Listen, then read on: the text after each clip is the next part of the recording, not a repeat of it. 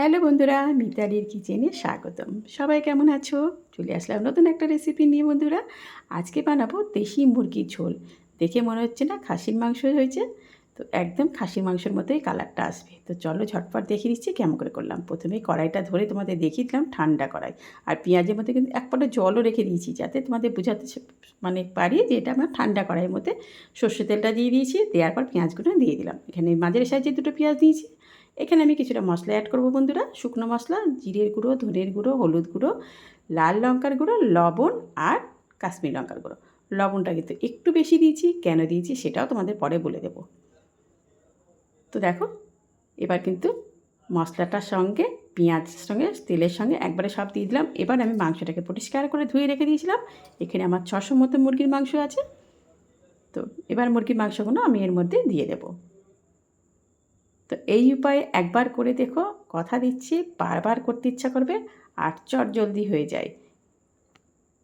আর নতুন বন্ধুদের কাছে অনুরোধ রইল, প্লিজ চ্যানেলটাকে একটু সাবস্ক্রাইব করে দিও আর বেল বাটনটা অন করতে ভুলো না কিন্তু, তাহলে নতুন নতুন রান্না তোমার কাছে কিন্তু পৌঁছাতে পারবে না। তো বেল বাটনটা অন করে দেওয়ার জন্য সবার কাছে অনুরোধ রইল। আর যদি তোমাদের রান্নাটা ভালো লাগে প্লিজ একটু সাবস্ক্রাইব করে দিও। তো ভালো করে মাংসটা কিন্তু আমি ম্যারিনেট করে নেব। যতটা ভালো করে ম্যারিনেট করবে ততটাই কিন্তু মাংসটা খেতে ভালো লাগবে। এবার আমি এর মধ্যে বড় চামচে 1 চামচ আদা রসুন বাটা দিয়ে দিলাম বন্ধুরা। আদা রসুনটা বাটাটা দিয়েও কিন্তু ভালো করে ম্যারিনেট করে নেব। ম্যারিনেটটা তোমরা যতটা সুন্দর করে করবে মাংসটা কিন্তু ততটাই খেতে ভালো লাগবে। আবারও বললাম, আমি কিন্তু এটা একদম ঠান্ডা কড়াইয়ের মধ্যে ভালো করে হাত দিয়ে ম্যারিনেট করে নিলাম। আমি কিন্তু এখনও গ্যাসটাকে অন করিনি। তো দেখো, এবার আমি এর মধ্যে কী দিচ্ছি, ক্যামেরাটা ঘুরে গেছিলো, সরি। তো এবার কিছুটা কাঁচা লঙ্কা কুচি দিয়ে দিলাম। তোমরা ঝাল অনুযায়ী সেরকমভাবে দেবে। এবার আমি ঢাকা দিয়ে দিলাম। ঢাকা দিয়ে গ্যাসটাকে অন করে দেবো। গ্যাসটাকে অন করে মাঝারি করে রেখে দিয়েছিলাম বন্ধুরা। দেখো আস্তে আস্তে আমার কিন্তু মাংস থেকে জল ছাড়তে আরম্ভ করেছে। একটু নাড়াচাড়া করে নেবো আর ধৈর্য ধরে কিন্তু একটুখানি তোমাদেরকে কষাতে হবে। যতটা তোমরা কষাবে মাংসটা কিন্তু টেস্টটা ততটাই ভালো হবে। আর মুরগির মাংস সেওতে একটুখানি সময় লাগে। যেমন চিকেন দেখবে, মানে পোলট্রি মুরগি খুব তাড়াতাড়ি সেদ্ধ হয়ে যায়। দেশি মুরগি কিন্তু একটু সেদ্ধ হতে সময় লাগে। তাই সময় ধরে তোমাদের কিন্তু অনেকক্ষণ ধরে কষাতে হবে। তো দেখো আমি ঢাকা দিয়ে খুব সুন্দর করে কষিয়ে যাব। দেখো কতটা জল ছেড়ে গেছে। আমার কিন্তু পেঁয়াজটা এখনও মানে দানা দানা আছে, তাই আমাকে কিন্তু আরও একবার কষাতে হবে। তার জন্য কিন্তু আমি তোমাদের দেখিয়ে দিলাম। এরম টাইপ থাকলে কিন্তু তোমরা জল দিয়ে ফেলবে না। এরম টাইপে থাকলে আরও কিন্তু কিছুক্ষণ সময় ধরে কষাবে, যাতে পেঁয়াজ মশলা একদম সুন্দরভাবে গলে একটা সুন্দর টেক্সচার গ্রেভি চলে আসে। তো চলো ঢাকা দিয়ে দিলাম আবারও। দেখো এবার কিন্তু কমপ্লিট হয়ে গেছে আমার কষানোটা। একদম কষিয়ে তেল বেরিয়ে গেছে মশলা থেকে।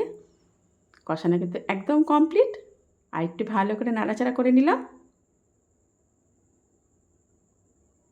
তো কেমন লাগছে আমার এই রান্নাটা অবশ্যই জানিয়ে আমার কমেন্ট বক্সে বন্ধুরা। আর দেখো আমি এখানে কটা কাঁচা আলু কেটে নিয়েছি। আলুটা কিন্তু একটু ভাজাইনি। আলুটা একটু ভাজিনি, কাঁচা আলু দিয়েছি। তখন তোমাদের বললাম যে লবণটা আমি কিন্তু কেন বেশি দিলাম, লবণটা সেই কারণে বেশি দিলাম যাতে আমি আলুতে এক ফোঁটা লবণও দেবো না বলে। তো লবণটা সেই আলু মানে লবণটা যেটা বেশি দিয়েছিলে সেটা আলুর সঙ্গে ম্যাচ করে দেবে। যাই হোক, আমার কষানো কমপ্লিট হয়ে গেছে। আলু দিয়ে মাংসটা দিয়ে সম্পূর্ণভাবে ভালো করে কষিয়ে নিলাম। এবার আমি এর মধ্যে জল দিয়ে দেবো। তো দেখো আমি আরও একবার ঢাকা দিয়েছিলাম বন্ধুরা, সরি সেটা তোমাদের দেখানো হয়েছিল না। তো আরেকবার আলুটা দিই যাতে আলুর মধ্যে মশলাগুলো ঢুকে যায়। এটা সময় ধরে অনেকক্ষণ কষাতে হয় যেহেতু দেশি মুরগি।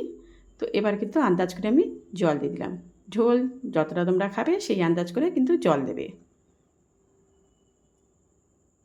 তো আমি আন্দাজ করে জল দিয়ে গ্যাসটাকে মাঝারি করে এবার কিন্তু আমি ঢাকা দিয়ে রেখে দেবো। আর একটু সময় ধরে হবে, কারণ কষাতেও কিছুটা সিদ্ধ হয়ে গেছে। আর যেটুকু সেদ্ধ বাকি আছে সেটাতে জ্বলে শুকিয়ে যাবে। তো এই দেশি মুরগির রান্নাটা কেমন লাগছে অবশ্যই জানিও বন্ধুরা। তো দেখো আমি ঢাকা দিয়ে রেখে দিয়েছিলাম প্রায় 15 মিনিট ঢাকা দিয়ে রেখেছিলাম। গ্যাসটাকে একদম মাঝারি থেকে লো করে রেখেছিলাম যাতে আমার মাংসটাও সেদ্ধ হয়ে যায়, ঝোলটাও কিছুটা টেনে যায়। আমি আজকে এটা একটু ঝোল ঝোল রাখছি, তাই একটু ঝোলটা বেশি রাখলাম। আর তোমরা যদি একটু কষা করো তাহলে কিন্তু ঝোলটা শুকিয়ে দিতে পারো। আমার রান্নাটা কিন্তু ফাইনালি হয়েই এসছে।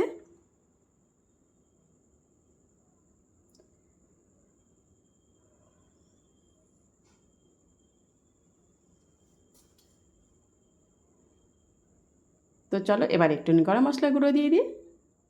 আমি কিন্তু এখানে ঘি অ্যাড করিনি, তোমরা যদি ভালো লাগে, তোমাদের যদি পছন্দ হয় তোমরা কিন্তু ঘি অ্যাড করতেই পারো। আমি তেলটা ছিল দেখে আমি কিন্তু আর ঘিটা এক্সট্রা অ্যাড করিনি। তো কেমন লাগলো এই দেশি মুরগির আলু দিয়ে ঝোলটা? তো অবশ্যই জানিও। সবাই ভালো থেকো। সবাইকে জানাচ্ছি আজকের মতো বন্ধুরা টাটা। চলো দেখিয়ে দিচ্ছি তোমাদের নামিয়ে কালারটা কতটা সুন্দর হয়েছে। তো দেখো আমি বাটিতে ঢেলে তোমাদের দেখিয়ে দিলাম। এই উপায়ে একবার করে দেখো, অসাধারণ লাগে, কথা দিচ্ছি, বারবার করতে ইচ্ছা করবে। তো সবাই ভালো থেকো বন্ধুরা, আজকের মতো সবাইকে জানাচ্ছি টাটা।